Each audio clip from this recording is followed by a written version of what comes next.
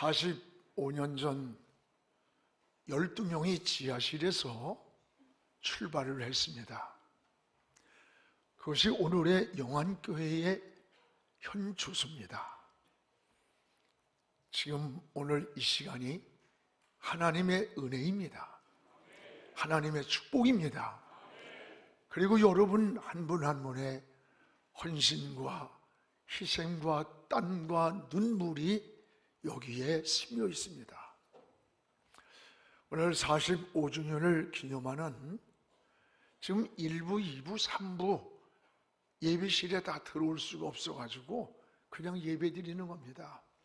오늘 3부 예배에 우리 450명의 우리 핸델의 메시아, 이 할렐루야, 이 찬양에 막 가슴이 뜨거워져요.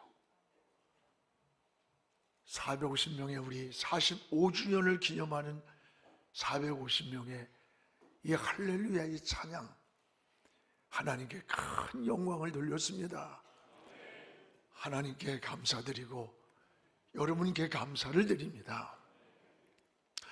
이제 꿈을 꾸고 우리는 다음 세대를 향해 비상하면서 열방을 향해 나가기를 축복합니다. 우리는 꿈꾸고 하나님은 이루십니다. 사람은 꿈이 있어야 합니다.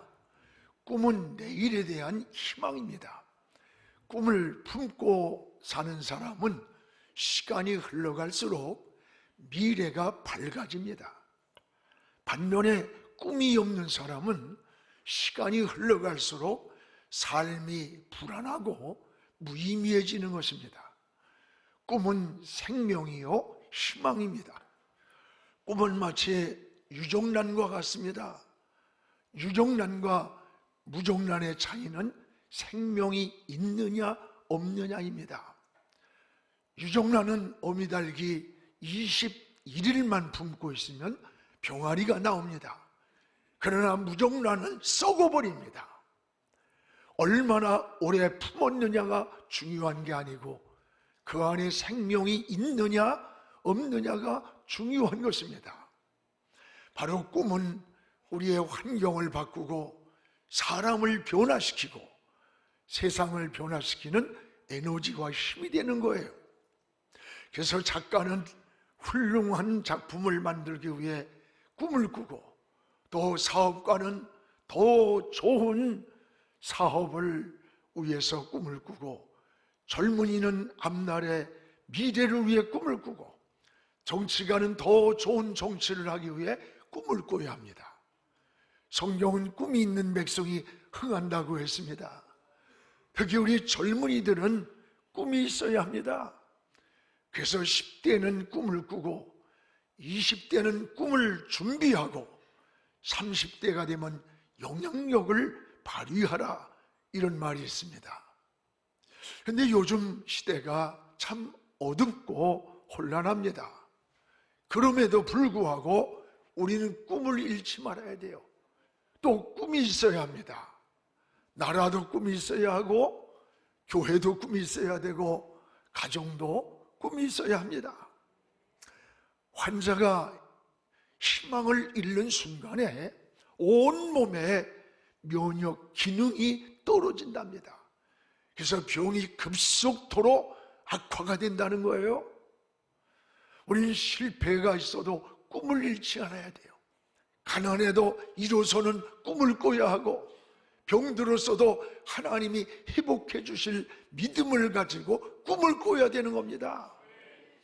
하나님은 꿈을 꾸게 하십니다. 그리고 그 꿈을 이루어 주시는 분입니다. 선지자 요엘을 통해서 하나님의 영을 부어준다, 그리고 너희는 꿈을 꿀 것이라고 했어요. 사도행전 2장 17절에 말세에 내가 내 영을 모든 육체에 부어주리니 너희 자녀들은 예언할 것이요 너희 젊은이들은 꿈을 환상을 보고 너희 늙은이들은 꿈을 꾸리라고 세 가지를 약속을 했습니다. 하나는 자녀들은 예언한다. 이는 자녀들에게 미래의 꿈을 갖는다는 말씀이에요. 또한 젊은이들은 환상을 보리라. 이는 하나님의 영을 부어주실 때 젊은이들이 내일의 비전을 갖는다고 하는 말씀이에요. 또한 늙은이들이 꿈을 꾸리라. 여러분, 성도는 죽음이 죽음으로 끝나는 게 아닙니다. 영원한 천국의 소망을 꿈꾸는 겁니다. 그래서 인생은 늙어가는 것이 아니라 익어가는 것이에요. 여러분, 꿈은 내일에 대한 희망입니다. 내일은 오늘 준비하는 것임을 잊지 말아야 돼요. 오늘 해야 할 일을 우리는 미루지 말아야 합니다. 내일은 내 날이 아닙니다. 사는 날인지 죽는 날인지 좋은 날인지 슬픈 날인지 하나님만 아시는 하나님의 날이에요. 우린 내일에 속아서도 안 됩니다. 또한 과거에 집착하는 것도 어리석은 겁니다. 과거는 다시 돌아오지 않는 추억에 불과합니다. 대개 과거 이야기를 좋아하는 사람들 치고 현실이 부실합니다. 대개 나 때는 젊은이들이 가장 신한 게 나 때래. 과거 이야기 좋아하는 사람들 보세요. 현실은 뭐 하세요? 놀고 있어요.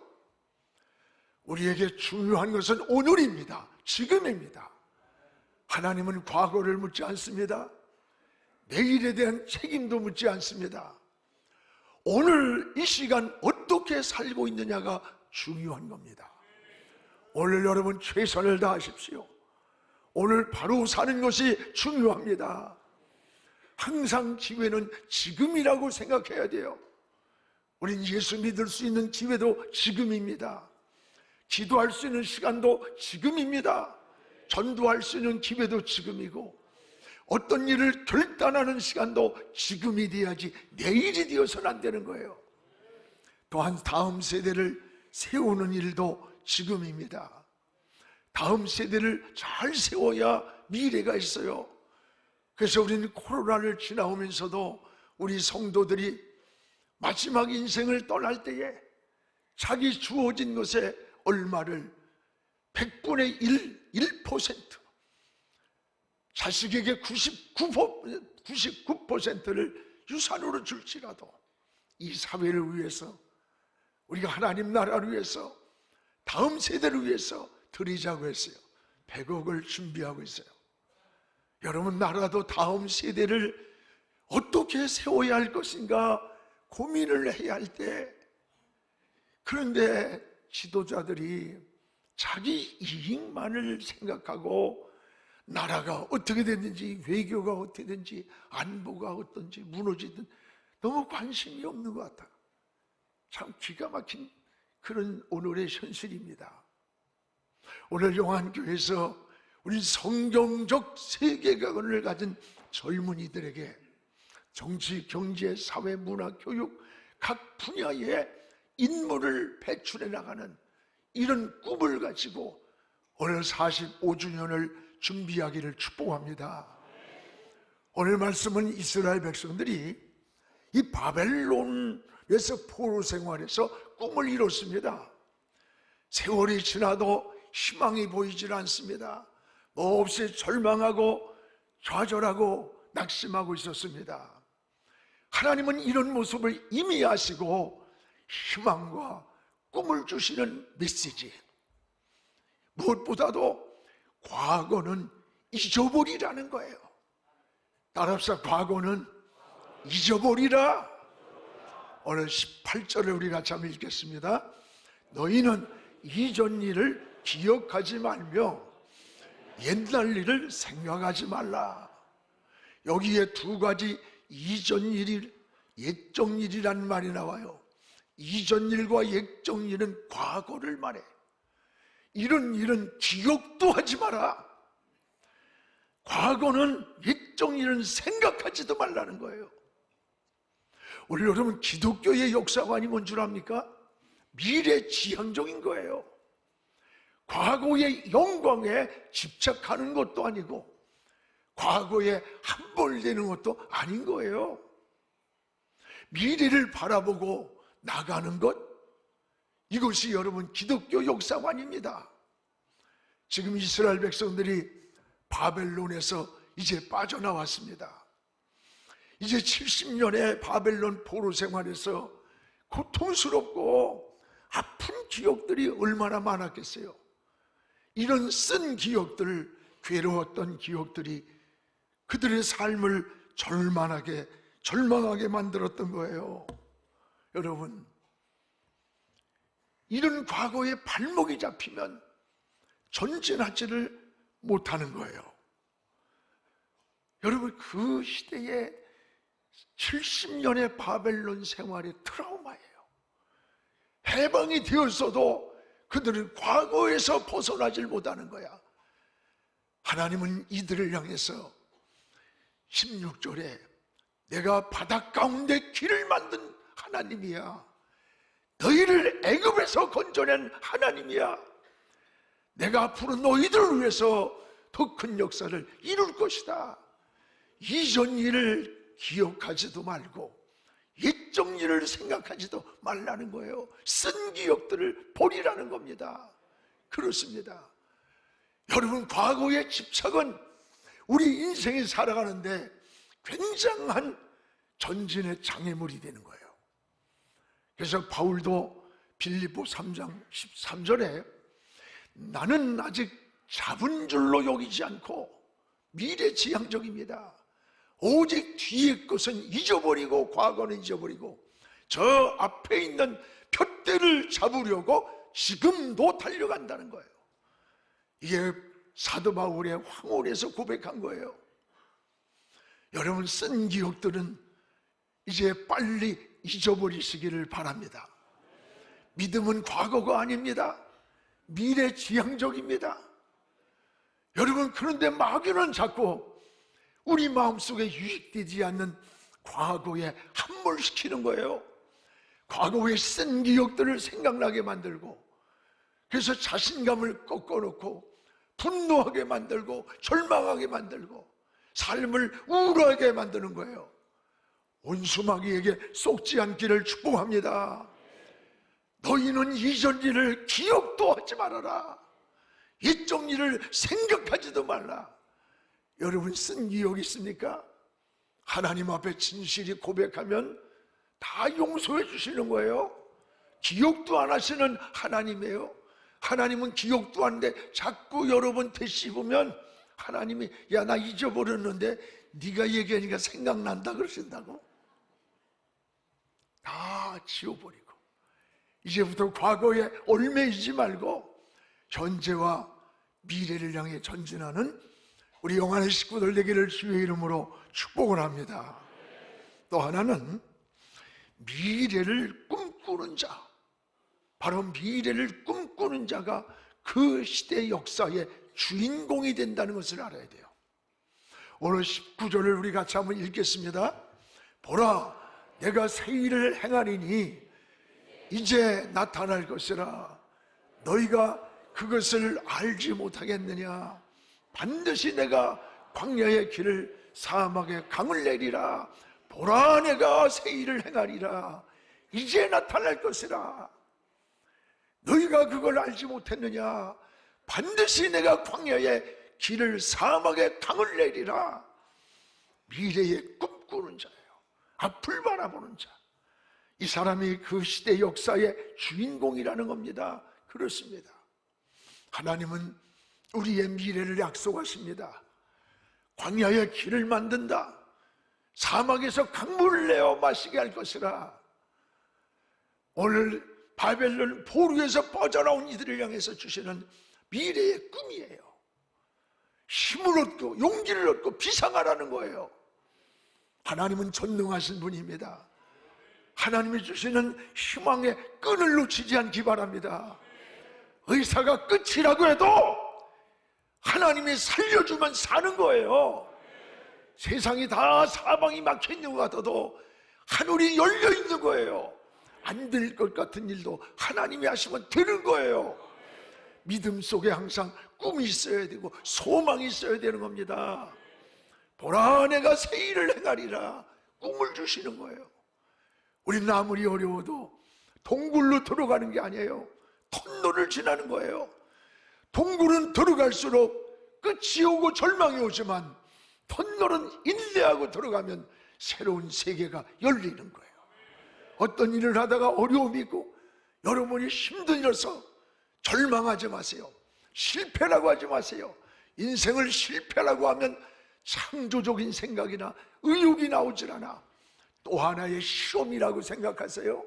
새로운 디딤돌이 되어서 올라갈 수 있는 성공의 길이 되는 거예요. 우리는 긍정적인 생각을 가져야 돼. 긍정은 믿음에서 나온 거예요. 하나님은 여러분이 꿈을 갖고 인생을 전진하기를 원하십니다.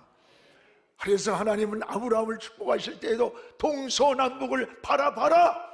내가 바라볼 수 있는 것만큼 너와 네 자손에게 주리라고 했어요. 우리 영안교회도 45주년을 오늘 맞이하면서 다음 세대를 세우고 그리고 미래의 역사를 설계해야 됩니다. 새 성전을 준비하는 것도 우리만을 위한 게 아니에요. 다음 세대를 위한 우리 주님 오실 때까지의 준비이기도 합니다. 여러분도 자녀들에게 꿈을 심어주시기 바라요. 꿈을 자꾸 말해주고 키워주세요. 모세가 위대한 지도자가 된 것은 그냥 된 것 아닙니다.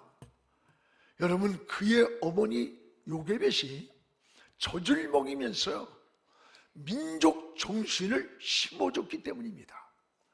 내가 지금 애굽 왕자로 살고 있지만 네 몸속에는 히브리 민족의 피가 흐른다.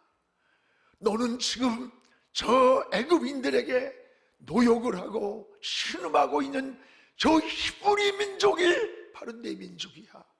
너 커서 저들을 구원해야 된다. 민족 정신을 심어준 거예요. 어느 날 밖에를 나갔는데 애굽 사람하고 히브리 사람이 싸우는 거야. 그럼 자기가 애굽 왕자니까 당연히 히브리 사람을 죽여야 할 텐데 보자마자 애굽 사람을 돌로 쳐 죽여버렸어. 왜 그랬을까? 어머니로부터 민족 정신을 배운 거예요. 그래서 자기 민족을 구원하려고 히브리 사람을 살리고 애굽 사람을 애굽 왕자인데 죽인 거예요. 훗날에 이스라엘 민족을 이끌고 출애굽하는 민족의 전에도 후에도 모세와 같은 지도자가 다시 남이 없다는 거예요. 위대한 민족의 지도자가 된 거예요. 여러분 자녀들에게도 꿈을 심어주시기 바랍니다. 장차 너는 훌륭한 인물이 되리라.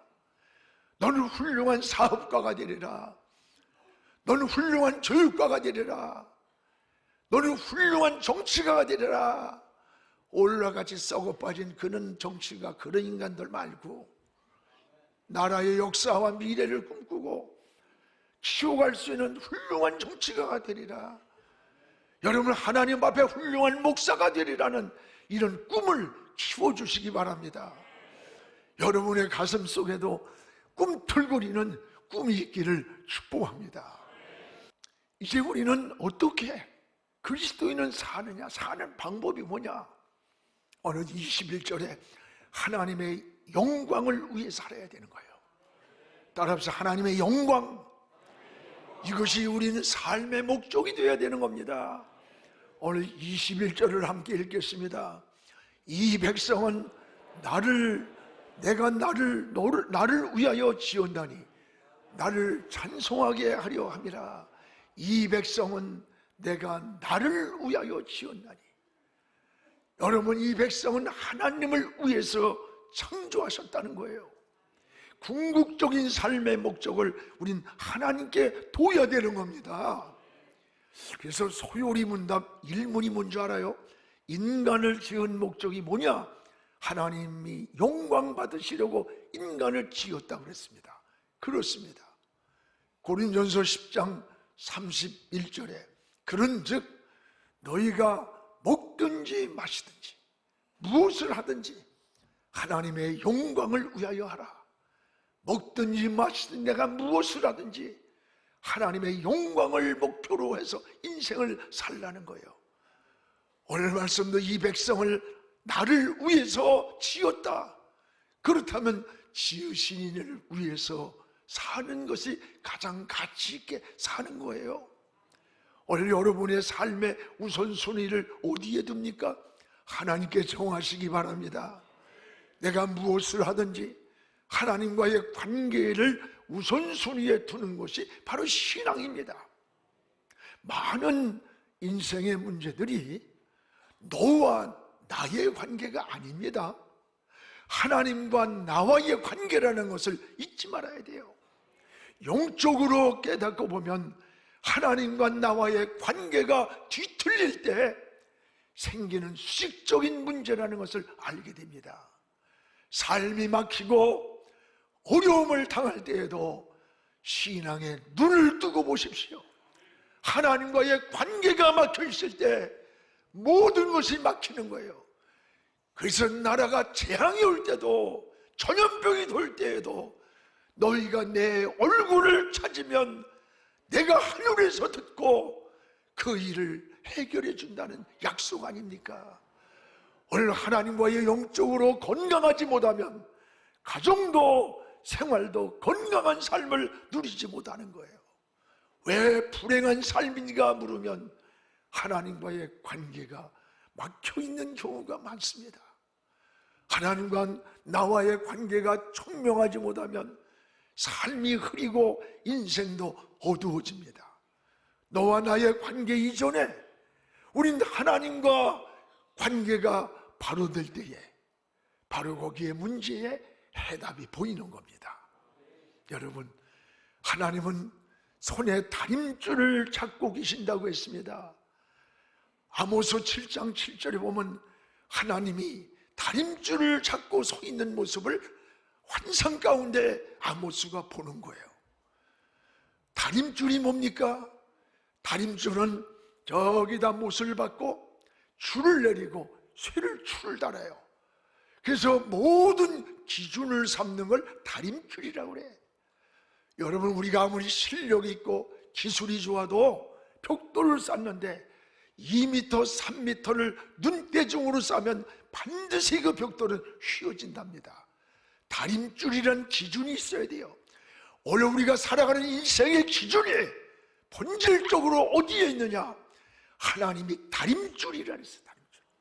하나님은 인생의 기준으로 삼고 방향을 정하고 목표를 정하라는 거예요.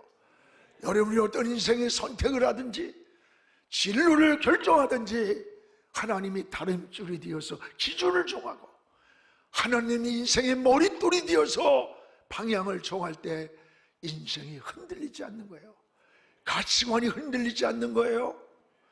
그래서 오늘 21절에 이 백성은 나를 위하여 지었나니, 하나님을 위해서 우리를 지었나니, 여러분, 하나님의 영광을 위해서 우리의 삶의 우선순위를 정하시기를 바랍니다. 우리 사랑하는 성도 여러분, 세상이 아무리 어렵고 힘들고 혼란해도 여러분 꿈을 가지고 살아야 돼요. 꿈을 품고 비상하시기 바랍니다. 계시록에 보면은 7교회가 나와요. 주님이 나타나시는 말씀이 내가 7뼈를 붙잡고 7 금촛대 사이를 다니신다고 했어요. 오늘도 7뼈를 붙잡고 7 금촛대 사이를 다니시는 우리 주님의 손이 여러분을 붙들어 주시고 우리 사회를 붙들어 주시고 한국교회를 붙들어 주시고 그리고 우리 민족을 붙들어 주시기를 주의 이름으로 축복을 합니다.